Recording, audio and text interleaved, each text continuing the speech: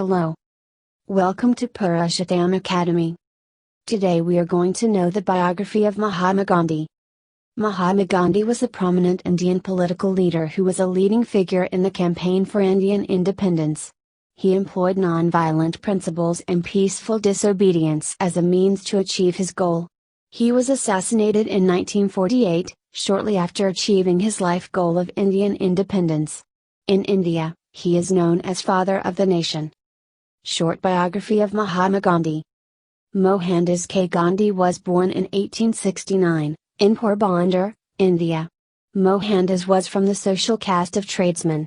His mother was illiterate, but her common sense and religious devotion had a lasting impact on Gandhi's character. As a youngster, Mohandas was a good student, but the shy young boy displayed no signs of leadership. On the death of his father, Mohandas traveled to England to gain a degree in law. He became involved with the Vegetarian Society and was once asked to translate the Hindu Bhagavad Gita. This classic of Hindu literature awakened in Gandhi a sense of pride in the Indian scriptures, of which the Gita was the pearl. Around this time, he also studied the Bible and was struck by the teachings of Jesus Christ, especially the emphasis on humility and forgiveness.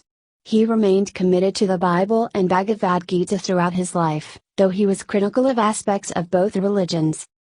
Gandhi and Indian independence. After 21 years in South Africa, Gandhi returned to India in 1915. He became the leader of the Indian nationalist movement campaigning for Home Rule or Swaraj. Gandhi successfully instigated a series of non-violent protests. This included national strikes for 1 or 2 days.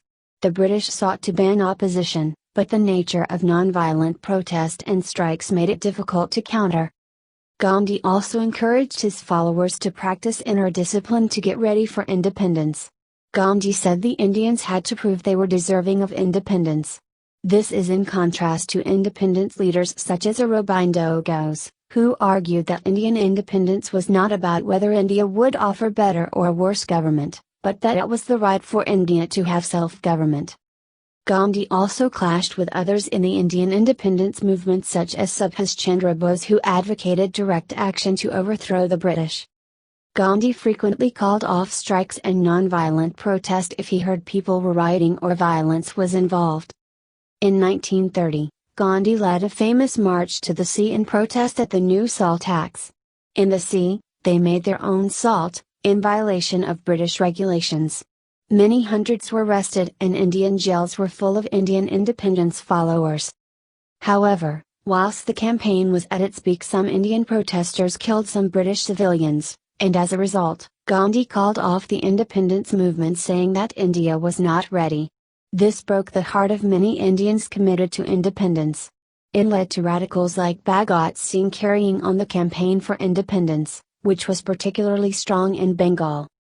In 1931, Gandhi was invited to London to begin talks with the British government on greater self-government for India, but remaining a British colony.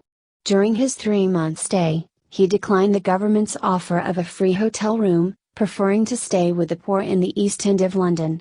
During the talks, Gandhi opposed the British suggestions of dividing India along communal lines, as he felt this would divide a nation which was ethnically mixed. However, at the summit, the British also invited other leaders of India, such as B.R. Ambedkar and representatives of the Sikhs and Muslims. Although the dominant personality of Indian independence, he could not always speak for the entire nation. Gandhi's humor and wit. During this trip, he visited King George in Buckingham Palace. One apocryphal story which illustrates Gandhi's wit was the question by the king, "What do you think of Western civilization?" To which Gandhi replied, "It would be a good idea." Gandhi wore a traditional Indian dress, even whilst visiting the king. It led Winston Churchill to make the disparaging remark about the half-naked fakir. When Gandhi was asked if was sufficiently dressed to meet the king, Gandhi replied, "The king was wearing clothes enough for both of us." Gandhi once said if did not have a sense of humor he would have committed suicide a long time ago. Gandhi and the partition of India. After the war, Britain indicated that they would give India independence. However, with the support of the Muslims led by Jinnah, The British planned to partition India into two, India and Pakistan.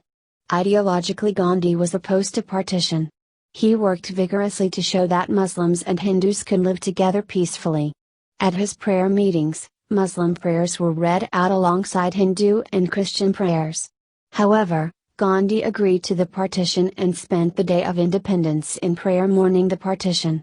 Even Gandhi's fasts and appeals were insufficient to prevent the wave of sectarian violence and killing that followed the partition. Away from the politics of Indian independence, Gandhi was harshly critical of the Hindu caste system. In particular, he inveighed against the untouchable caste, who were treated abysmally by society. He launched many campaigns to change the status of untouchables. Although his campaigns were met with much resistance, they did go a long way to changing century-old prejudices. At the age of 78, Gandhi undertook another fast to try and prevent the sectarian killing. After 5 days, the leaders agreed to stop killing. But 10 days later, Gandhi was shot dead by a Hindu Brahmin opposed to Gandhi's support for Muslims and the untouchables. Gandhi and religion. Gandhi was a seeker of the truth. Gandhi said his great aim in life was to have a vision of God. He sought to worship God and promote religious understanding. He sought inspiration from many different religions, Jainism, Islam, Christianity, Hinduism, Buddhism, and incorporated them into his own philosophy. On several occasions, he used religious practices and fasting as part of his political approach. Gandhi felt that personal example could influence public opinion. Thanks for watching this video. Please subscribe for more updates.